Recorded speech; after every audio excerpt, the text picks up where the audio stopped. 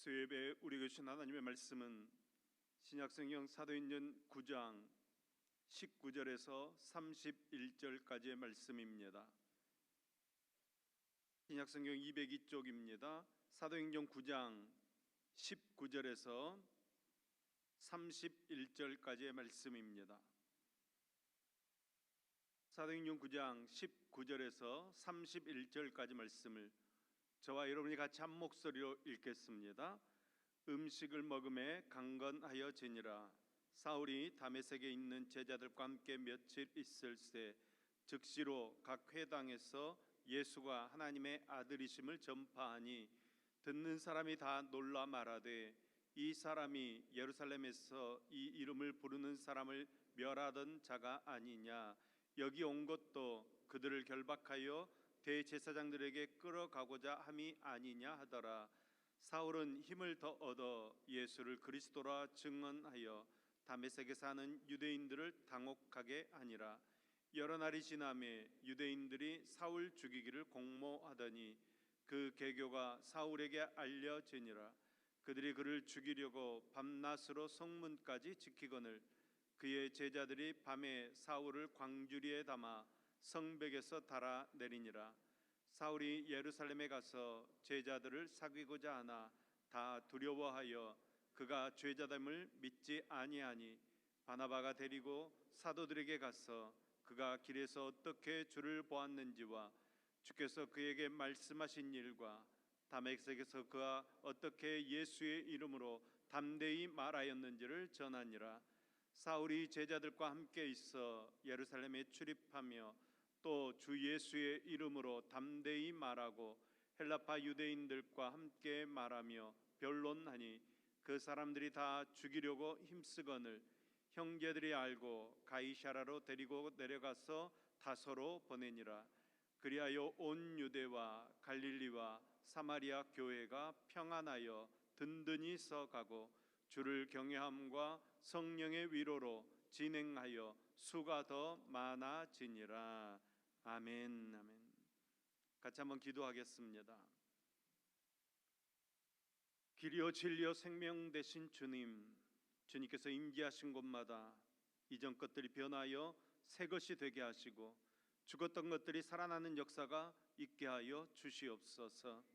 주님께서 저희들을 위하여 죽으시사 저희로 하여금 깨든지 자든지 주님과 함께 살게 하셨사오니 저희들이 항상 주님과 동행할 수 있도록 붙잡아 주시옵소서.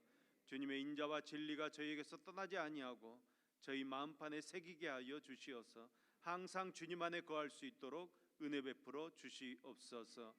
오늘도 우리에게 주실 말씀을 기대합니다. 주님의 말씀을 받아들이도록 우리의 마음을 준비해 주옵소서. 우리를 잠잠케 하옵시고 주님의 말씀만이 들려지도록 역사하여 주시옵소서.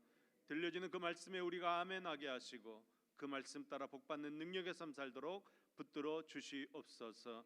우리에게 말씀하여 주시는 예수님의 이름으로 기도합니다. 아멘. 아멘. 초대교회의 가장 위협적인 존재는 사울이었습니다. 그가 작심하고 교회를 향해 달려들자 예루살렘에 모여있던 성도들이 추풍낙엽처럼 사방으로 다 흩어져 버렸습니다. 그런데 초대교회 공공의 적 최고의 위험 인물이었던 사울이 다메섹으로 가던 길에 빛 가운데서 찾아오신 예수님을 만나게 됩니다. 그리고 그가 변하게 됩니다. 바울의 회심이 특별한 이유는 바울과 교회와의 관계 때문입니다.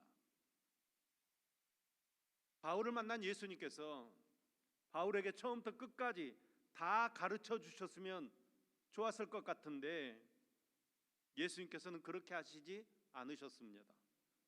바울아, 그동안 네가 얼마나 잘못했는지 알겠냐? 스데반을 죽인 일, 성도들을 괴롭히고 교회를 해방한 일, 잘못한 일이 한두 가지가 아니다. 그러니 이제부터 사죄하는 마음으로 열심히 복음을 증거해라. 이런 식으로 설명해 주시고 꾸중해 주시고 위로해 주셨으면 좋았을 것 같은데 예수님 딱 한마디만 하셨습니다. 일어나 시내로 들어가라. 그러면서 그 이유에 대해서는 다메섹에 있는 아나니아를 통해서 들으라고 말씀하십니다. 10절 말씀입니다. 그때 다메섹에 아나니아라 하는 제자가 있더니 주께서 환상 중에 불러 이르시되 아나니아야 하시거늘 대답하되 주여 내가 여기 있나이다 하니. 여러분 그때라고 말씀합니다. 여러분 하나님께서는 늘 때를 중요하게 생각하십니다. 하나님께서 세상의 모든 일들을 미리 계획하시고 그 계획대로 진행해 나가시는 분이십니다. 본문에서 말하는 지금 이때는 유대교에 충실했던 사울이 기독교의 훌륭한 일꾼으로 바뀌어지는 아주 중요한 때입니다. 사울이 예수님의 빛을 보고 음성을 듣고 장님이 되었다가 다시 눈을 뜨고 예수 그리스도의 복음의 일꾼으로 새로운 삶을 시작하는 아주 중요한 때입니다.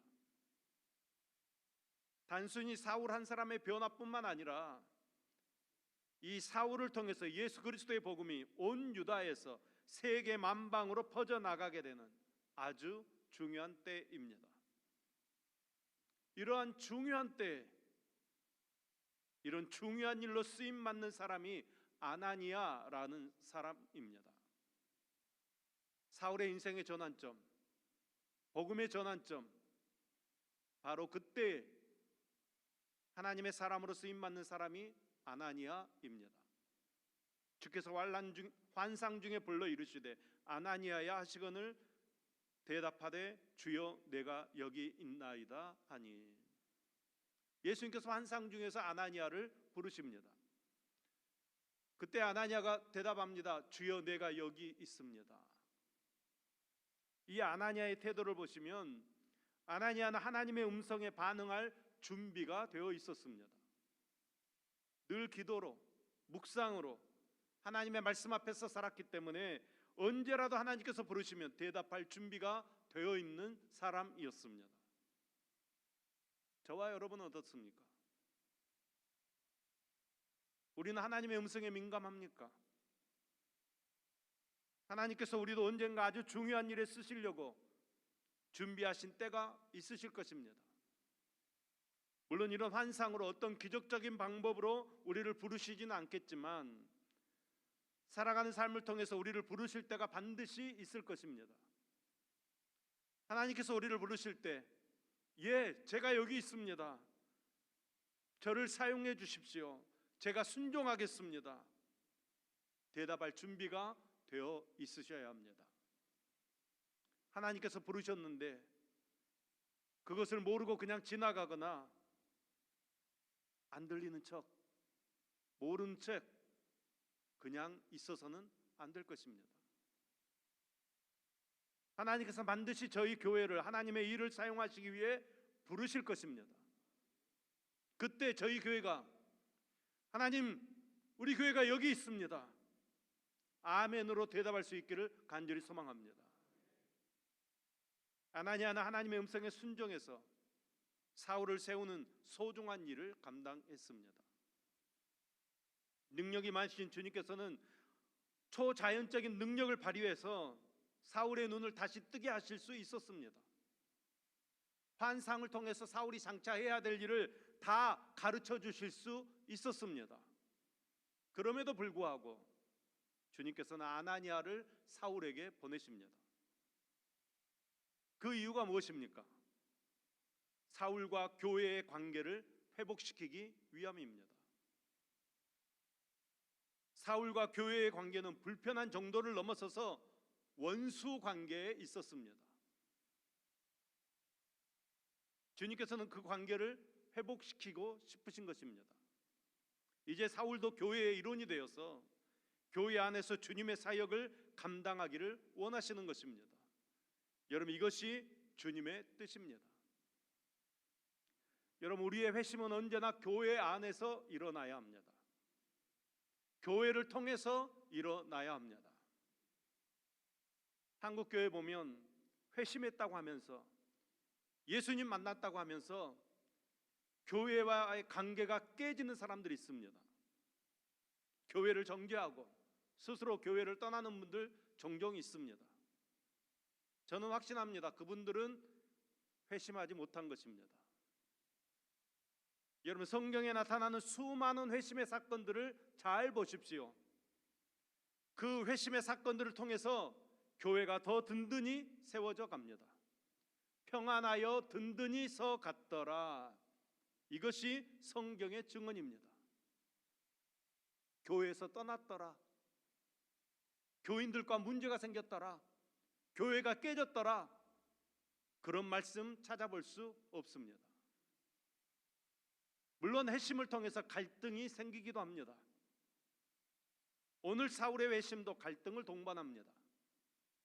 그런데 결국 교회와 하나 되어 더 강력하게 복음을 증거하는 역사가 일어나는 것입니다.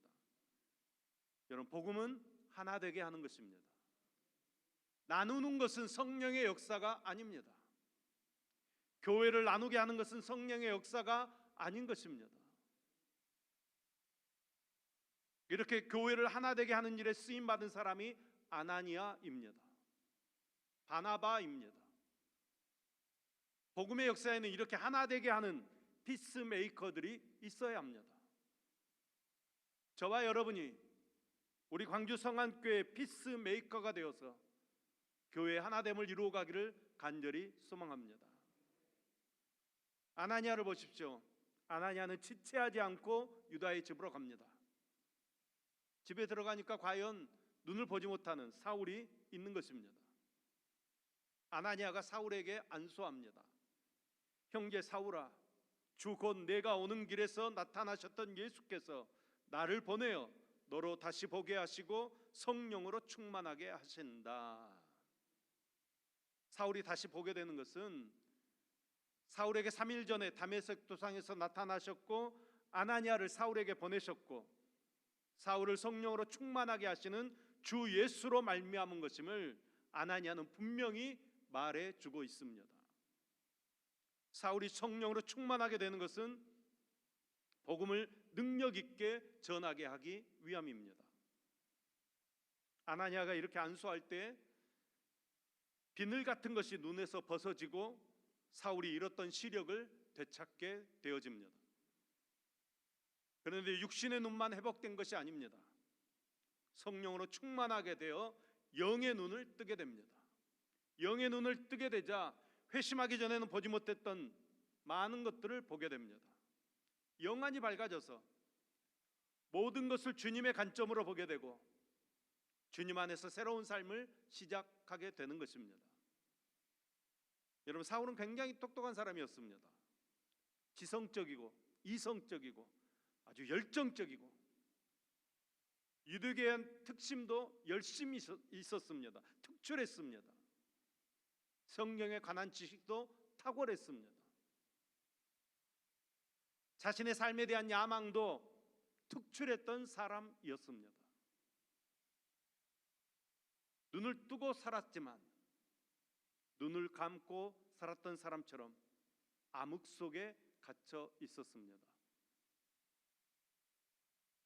아마 사울은 그의 육신의 눈이 닫힌 다음에야 3일 동안 금식하며 그 혼돈 가운데서 주의 얼굴을 구할 때에야 자신이 그렇게 똑똑한 척하고 살았지만 암흑 속에서 살고 있었던 사람이었다는 것을 깨달아 알게 되었습니다.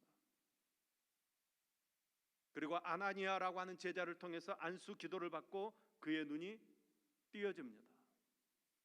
그때 영의 눈도 띄어집니다. 여러분, 이게 여러분 눈에 보이셔야 합니다. 그 전에 정말 똑똑하다고 여기며 살았던 사울이었지만 예수님 알기 전에는 그의 눈이 닫혀 있었다는 것입니다. 그는 암흑 속에 살고 있었습니다. 그는 거짓 속에서 살고 있었습니다. 그가 예수를 만난 다음에 그의 눈에서 비늘 같은 것이 벗겨지고 난 다음에야 그의 영의 눈이 띄어지고 난 다음에야 자신의 모습을 올바로 알게 되었다는 것입니다. 예수를 만나는 사람들에게는 이렇게 눈에서 비늘 같은 것이 떨어져 나가는 시간, 그런 경험, 그런 체험들이 있어야 합니다. 예수를 만나면 반드시 이 체험이 있습니다.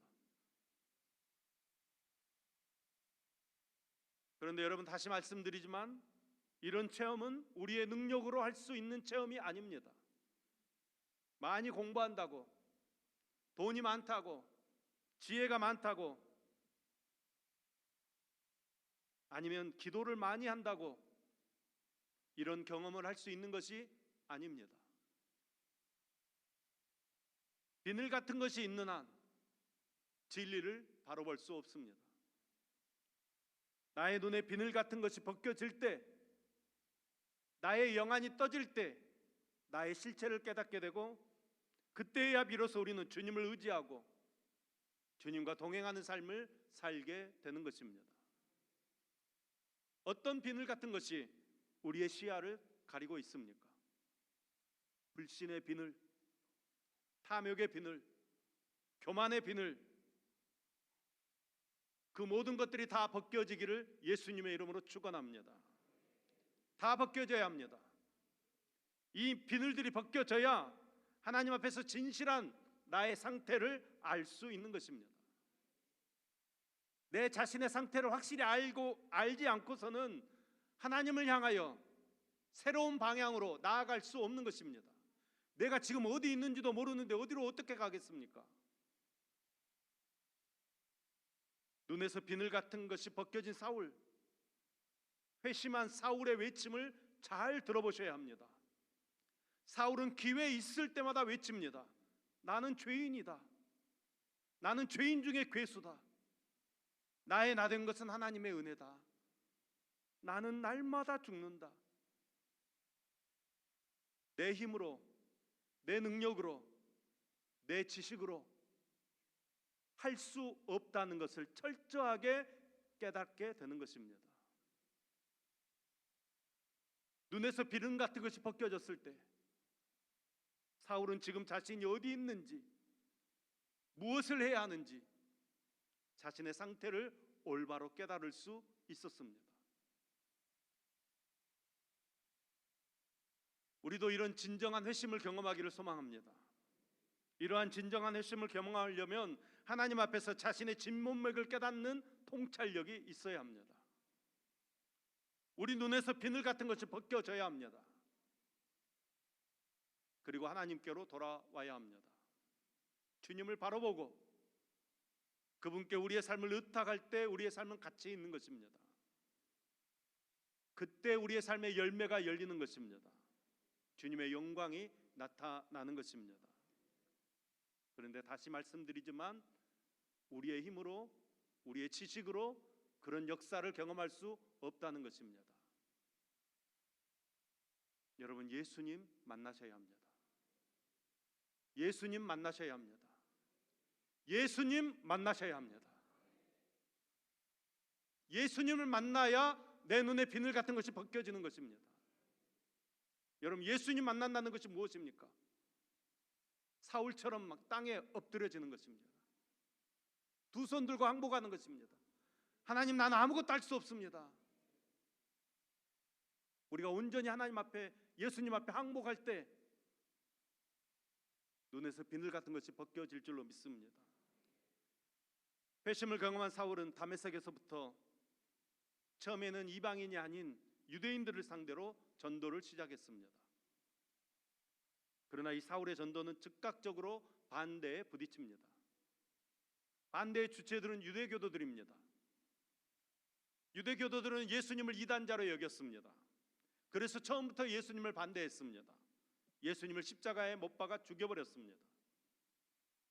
스데반을 돌로 쳐 죽여버렸습니다. 야고보 사도의 목을 베어서 죽여버렸습니다. 베드로 사도를 비롯한 사도들을 잡아서 가두고 때렸습니다. 이제는 사울을 잡아 죽이려고 합니다. 사울을 잡기 위해 밤낮 성문을 지키고 있었습니다. 23절에서 25절까지의 말씀입니다. 여러 날이 지나매 유대인들이 사울 죽이기를 공모하더니 그 계교가 사울에게 알려지니라. 그들이 그를 죽이려고 밤낮으로 성문까지 지키거늘 그의 제자들이 밤에 사울을 광주리에 담아 성벽에 달아 내리니라. 아멘. 그 당시 다메섹은 10개의 자유 도시 중 한 곳이었습니다. 군사적으로는 나비테아 왕국의 아레타 4세의 관할 아래에 있었습니다. 유대 교도들이 그 관리들을 불법적으로 매수해서 사울을 체포해서 죽이려고 했습니다. 이러한 유대 교도들의 사울 암살 계획이 사울에게 알려지게 되고 사울을 돕는 제자들에 의해서 밤에 광주리에 사울을 담아 성 밖으로 사울이 탈출하게 됩니다. 사울의 첫 번째 공식 전도 활동이 이렇게 아무 의미 없이 그냥 끝나고 말게 됩니다. 그리고 두 번째는 예루살렘에서의 행적입니다. 26절 말씀입니다. 사울이 예루살렘에 가서 제자들을 사귀고자 하나 다 두려워하여 그가 제자됨을 믿지 아니하니. 아멘. 사울은 예루살렘에 가서 약 보름 동안 머물렀다고 성경은 기록하고 있습니다. 그런데 같은 그리스도인으로서 뜨거운 환영을 받지 못했습니다. 홀대받았습니다. 사도들이나 교인들이나 사울을 의심했습니다. 야, 예수 믿는 사람, 그렇게 박해하던 사람이 어떻게 예수를 증거하는 사람이 되었단 말인가? 저 사람, 예수 믿는 사람 밝혀내려고 거짓으로 저러는 것 아닌가? 여러분, 이것은 어쩔 수 없는 인간의 심정입니다. 사람이 얼마나 악하다는 것을 안다면 사람의 변화를 믿는 것이 쉽지 않다는 것 우리가 너무 잘 알고 있습니다. 우리도 의심할 것입니다. 아무튼 회심자의 입장에서 보면 이런 불신이 안타깝고 섭섭한 일입니다. 우리가 극복해야 될 것이 바로 이런 것들입니다. 내가 예수 믿는 것을 세상은 별로 환영하지 않습니다. 내가 예수 믿고 그냥 적당히 사는 것 세상은 원합니다. 그런데 내가 예수 믿고 예수 믿는 사람으로 사는 것 세상은 원하지 않습니다. 예수 믿는 것은 오케이, 그냥 교회 다니면 오케이. 그런데 티내고 다니지 말아라.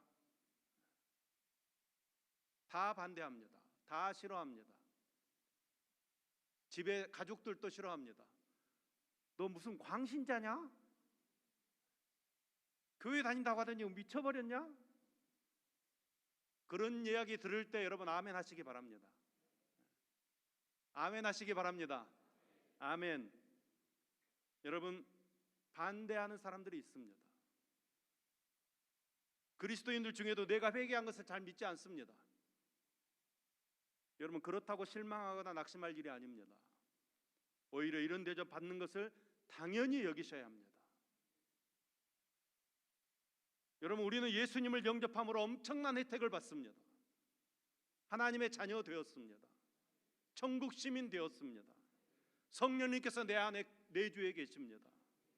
주님께서 내 인생의 주인 되어 주십니다. 악한 영들을 제어하고 다스리는 권세를 우리에게 주셨습니다.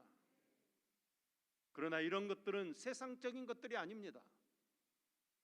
영적인 것들이고 내세적인 것들입니다. 그래서 당장 내 생활에 유익이 없습니다. 보여지는 게 없습니다. 오히려 세상의 반대와 직면하게 되는 것입니다. 세상 살기가 오히려 더 힘들어지는 것입니다. 그러면 사울은 이런 반대와 홀대에 대해서 어떻게 반응하고 있습니까?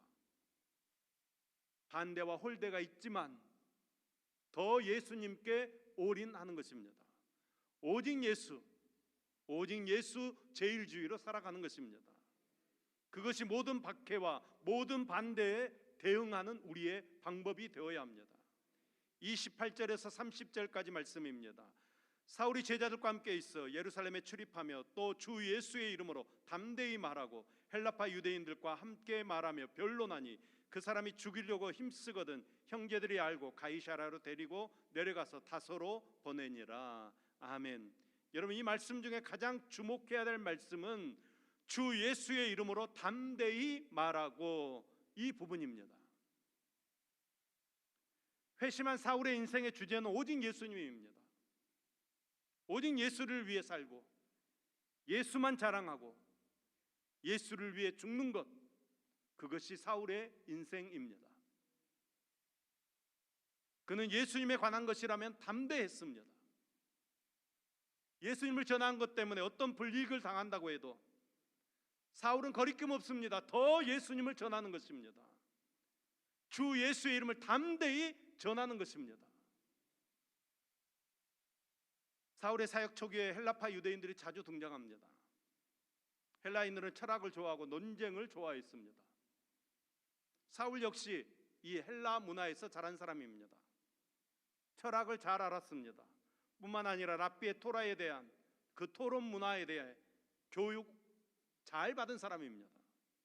그는 헬라파 유대인들에게 조금 더 밀리지 않고 논쟁하여 제압해 버렸습니다. 헬라파 유대인들이 도저히 논리적으로는 사울을 감당하지 못하는 것입니다. 그러니까 어떻게 합니까? 죽이기로 작정하는 것입니다. 반대가 심하다고 여러분 걱정할 필요가 없습니다. 예수 제일주의로 살면 예수님께서 도와주십니다. 사람을 의지하면 실패하지만 주님을 의지해서는 실패하는 일이 없습니다. 사울이 전심으로 주님을 의지할 때 주님께서도 전심으로 사울을 도와주십니다. 사울 주위에는 항상 돕는 사람들이 있었습니다. 눈을 뜨게 해준 아나니아가 있었습니다. 다메섹 성에서 바구니에 달아내린 형제들이 있었습니다. 또 예루살렘에서 가이사라로 인도하고 다소까지 보내준 믿음의 형제들이 있었습니다.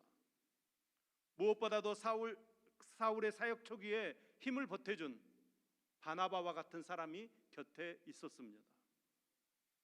사울이 예수님을 영접한 후에 많은 사람들이 그의 회심을 의심했지만 바나바는 의심하지 않았습니다. 그리고 사울을 예루살렘 사도들에게 적극 알리고 적극 추천해 주었습니다. 또한 바나바는 사울을 안디옥 교회로 초청해서 함께 목회했습니다. 후일에 안디옥 교회가 최초의 선교사를 파송할 때 바나바는 사울과 함께 선교사로 파송받습니다.